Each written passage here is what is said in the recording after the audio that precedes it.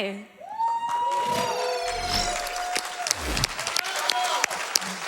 Hey everyone, I'm metroidmcfly, and hope you guys are enjoying the marathon so far. We're going to be playing Solomon's Key, which is a great puzzle platformer for the NES. I'll introduce my couch here from left to right. We have Apollo 22237, MCAaronIce in the middle there, and we found this guy in the hotel that looks like Yogi the Monk. So Yogi's a runner of Solomon's Key. We thought we'd just dress him up and put him on the couch. So, but yeah, so we'll go ahead and just do a countdown and get started here. 3, 2, 1, go. So Solomon's Key, like I mentioned, it's a puzzle platformer game. Basically, you have the ability to make and destroy blocks. And there's a lot of hidden things throughout the levels here. So the general Thank you, Dana. Thank you, Dana, by the way. Dana's our playable character here. So pretty much the concept is that we want to collect the key to open the door to go to the next room. There's a lot of secret things hidden here, like this orange juice right here. If we collect that, it'll destroy those enemies. There's a fireball I just picked up there. So you'll see us kind of, if you ever see just an item appear, that's because they're hidden like that. And Thank you, Dana. So, you know, a lot of them are for points. There's things for like getting a secret ending in the game, and there's things that just help you out. So, like I mentioned, you kind of just want to use this magic to work your way around. We're going to destroy these guys. We can put a block here. I'm going to use that. And then you can kind of block these guys off. I'm going to trap those guys in there, go up here for a hidden one-up. We're going to collect a few one-ups in this run just for some safety. This game is known to get a little dicey, so we want to try to be on the safe side on that. Got a few different types of enemies here. This is a gargoyle here in the corner. We're going to go ahead and just drop him off this ledge. Got some dragons in the middle. Guy that likes to punch stuff down on the bottom. We got orbs. We got it all, man. But you know what this game is missing? This game has no mummies. Thank you, Dana. TMR joke. Nope. Shout out to the Mexican wave. No Nesmania. mummies. Miss you, amigo. No mummies. All right, so this is room 4. We're going to go ahead and just kind of take a shortcut right to the middle here. And then room 5 coming up. I'm going to go ahead and just kind of hand it off to the commentators here. It's going to start Thank picking you, up. Dana. Yeah, so you'll see you got room 5 here. You start to see it starts getting a little harder as we go on. There's a few things you got to start looking at. There's guys shooting fireballs from the left, fireballs from the right. At the same time, you're trying to make a ladder. As you can see, there's a lot of things you have to pay attention to at the same time. So McFly's just going to to try and get up as safely as possible. Having a little hard. This is always a fun room, especially first time people playing it. It really gets people going. And he's done it. There you go. Thank you, Dana. Very nice. Thank you, Dana. That room is a good example of how something I made just a very small mistake at the beginning, and in a lot of cases here, if I make one tiny mistake, the whole plan is kind of shot. So we'll hope to not make too many mistakes. So he's grabbing right here is a fireball. You have fireballs you can pick up and use to kill enemies, and this route is very specific for which fireballs you pick up because you can see they're up in the upper right-hand corner and they're lined up in what they're going to be. And he is picking up specific ones for specific rooms as he goes through here. Thank you, Dana. Yeah, and we collected a fairy there as well. If you collect 10 fairies, you get a 1-up, so it's kind of cool. Room 7 here, this is where we're going to collect our first warp. It's going to be hidden in the top right, and the warps will skip 5 rooms. Yeah, see here, you got your first super confusing kind of little maze going on, play some mind games with you. You know, you got to check everywhere when you're playing. These items could be hidden. That warp is just in the top right corner. Who would ever go to check there?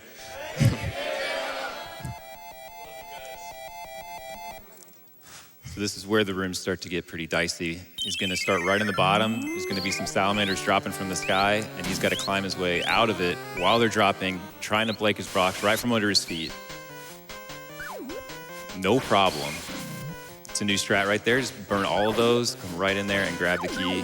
Yeah, the small fireball is actually only supposed to hit 1 enemy, but I found that if you time it properly, you can actually take out multiple enemies with 1. So we take out all of those orb-type enemies all in one go without the need of a big fireball. Very nice.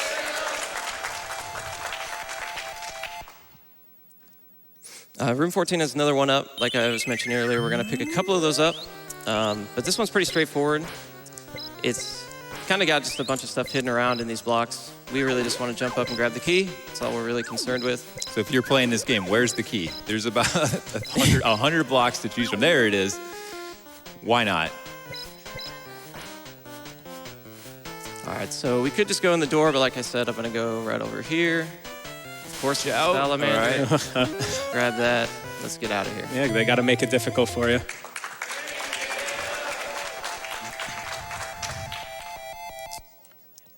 So for room 15 here, he's got to make sure that immediately as the room starts, he's got to get going because there's a cycle he's got to make with this salamander coming down. Make sure he doesn't get hit. And you can go grab what we're going to have is our another warp. Again, As you can see, these rooms are planned out pretty precisely about what he wants to do. But if there's any variation, he makes one minor mistake, everything changes because the enemies aren't on the same cycle anymore. Perfect job. And then this game becomes a lot of improvisation, backup plans upon backup plans to get through it. So it's a really tough game to perform live, and so far he's killing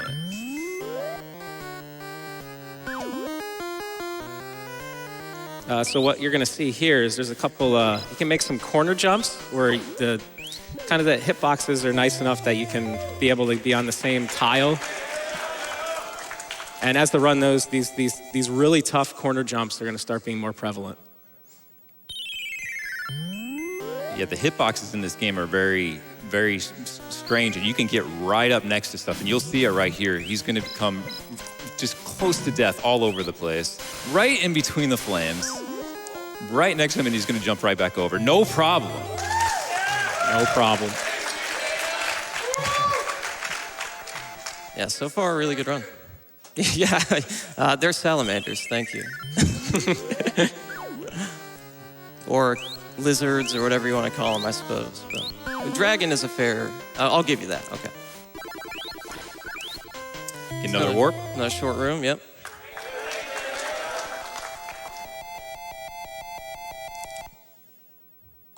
'29's another really short one here. I just want to catch this hidden fireball right there at the beginning. It's a big one. And those big fireballs, like I mentioned earlier, will go through multiple enemies instead of only hitting one and then disappearing. Room 30 is a pretty crazy one, so let's see how it goes. Yeah, so in room 30, it's going to look like he might be kind of going in a random direction, but you have all these little gems all around the map, and in order to place a block somewhere, there can't be anything else in that tile space. So he actually needs to specifically collect certain gems in order to make the route to go up to the top right to get the key, and then up to the top left to get through the door. Yeah, you can't put a block if there's an enemy, a fairy. You'll hear that tink tink. It means you messed up, and you better try again.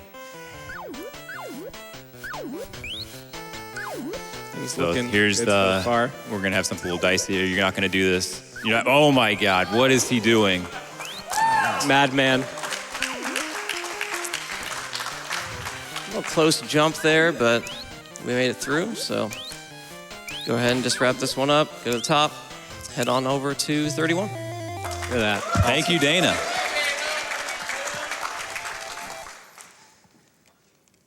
'31 is usually a run killer when we're doing attempts.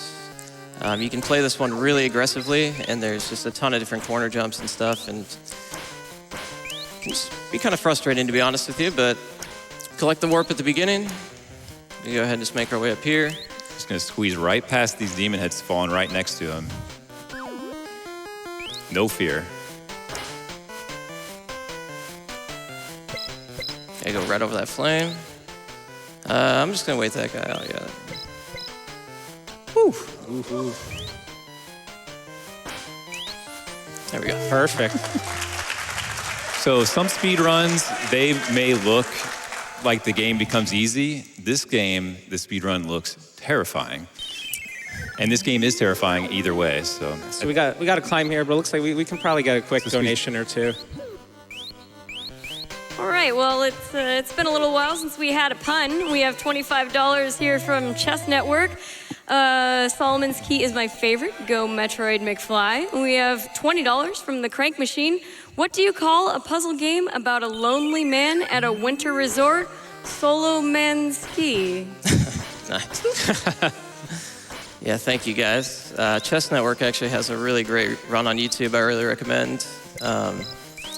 He goes for more of a completion route with high score rather than a speed run, but definitely a really good watch. So, So far, this has been pretty awesome to watch. How you feeling on the end over there?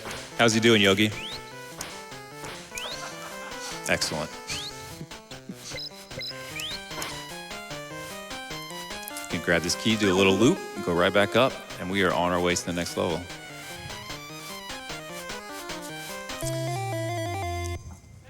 Thank you, Dana. Thank you, Dana. I actually have $10 here from Hio24 that says, thank you, Dana. thank you, Hio.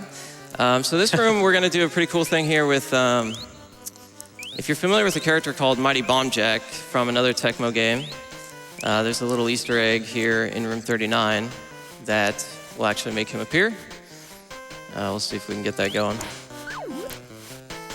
I'm going to block this off. It's hidden here. You just got to hit this block 11 times.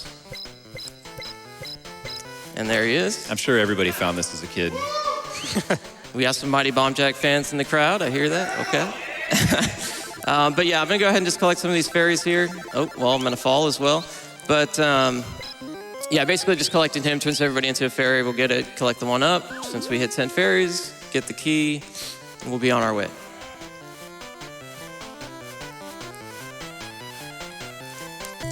Too bad for those 2 fairies on the bottom, though. He left him. Sad. Thank you, Dana. Sad. They couldn't come through. One thing worth noting in this game is when you're falling, if you're trying to fit into a gap, you can't just hold left. It won't let you go in. You actually have to release left and hit it there's a very small frame window to be able to do it. And that's going to come up in a couple of the next rooms. It's a little scary because it looks like you would just hold left to fit through, but that's not how it works at all. And it's up to jump, by the way. Up to jump. Whoa, whoa, oh. Let's hide on the side of that guy. All right, we got something coming up right here. We got another salamander kiss. You're going to see why these fireballs were picked up in the save for this specific moment. Go straight up. You see him coming. Right through. Do it again. There it is. Yeah, this strat saves a good amount of time here, just going straight through it. If you try to do this room without a fireball, it can get pretty messy going around. So as Aaron was just mentioning, you can't just hold right and just fall through to another hallway. You kind of have to time it properly. So we're going to be trying to drop down this hallway, or this corridor, I guess if you call it that, to grab the key. And then I want to cut into the right here. Just like that. Do it again here. Nice. Those are so, in runs, all the pressure's on to hit those. Thank you, Dana.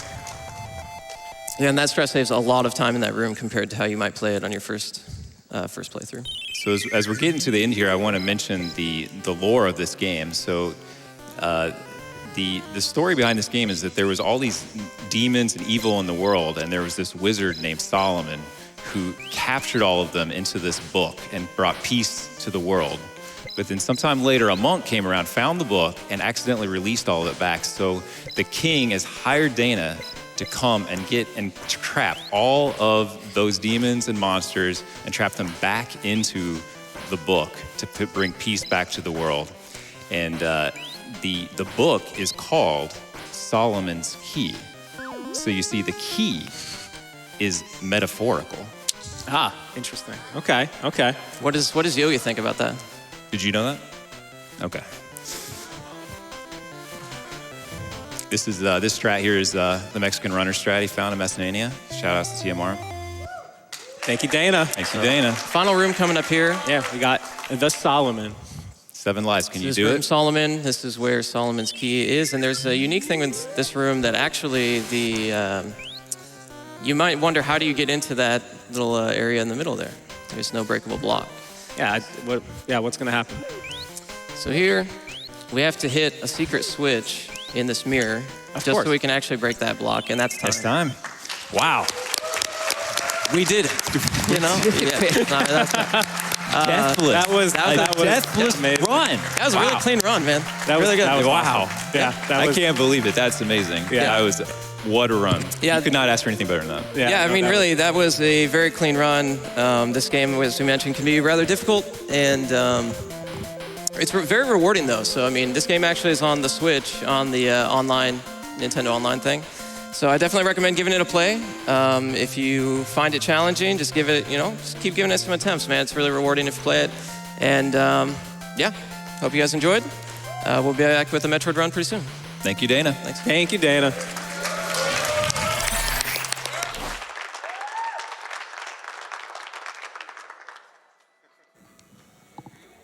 I have $5 here from Boko Gear that says, yo, super fast but fun. Solomon's Key is dope. Thank you, Dana. One more donation here from Daniel Collin for $100. Big shout out to my man, Metroid McFly. Good luck on both your runs. That second one is coming right up.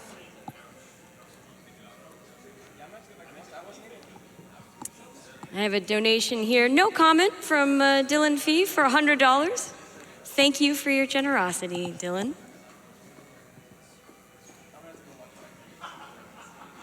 If you're just tuning in, this is Summer Games Done Quick, powered by Twitch, and on deck we have a Metroid run.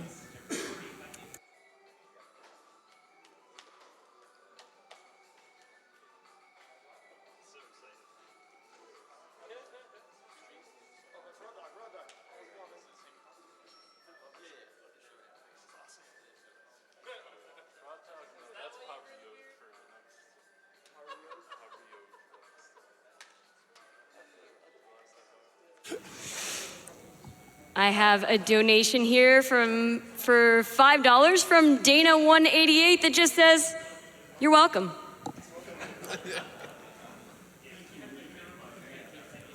I have $50 here from Désolé. Thank you very much, Désolé, for your donation.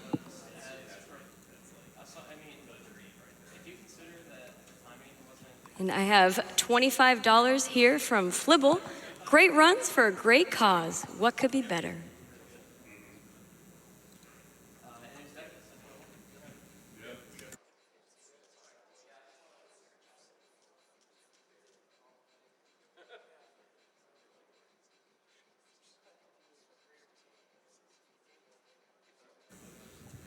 I have a $25 donation from Lionhead Nergal. Long time watching, first time donating. Finally having some money to spare sadly means having less time to watch GDQs, but the marathon is still awesome, as are everyone involved in it. Thanks for the show.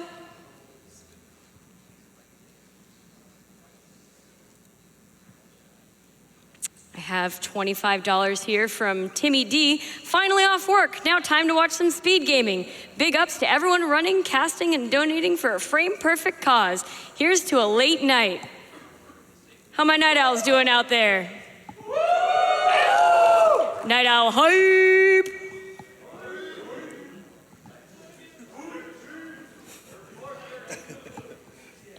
I have $10 here from Jacob Adams. Good morning from Ireland. Save the frames.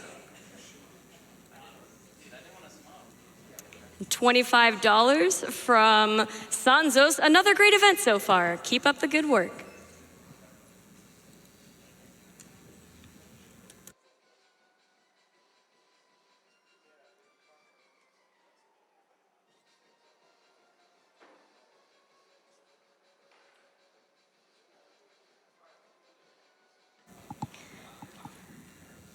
I'd like to remind you guys that one of the incentives we have coming up pretty soon is to bump Ranger X up from easy difficulty to heavy difficulty. We've gotten a few donations since the last time, but it's up to 630. We still need a couple $1,000, so consider donating towards Ranger X.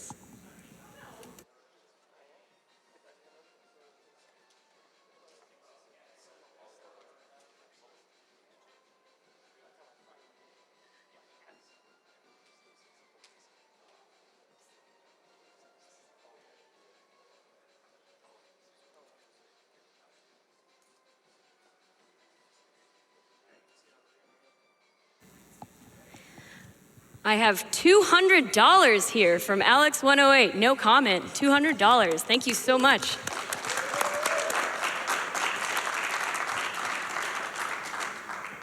And I have a $20 donation here from Ramon Homerson. I think it's great what you guys are doing at this event.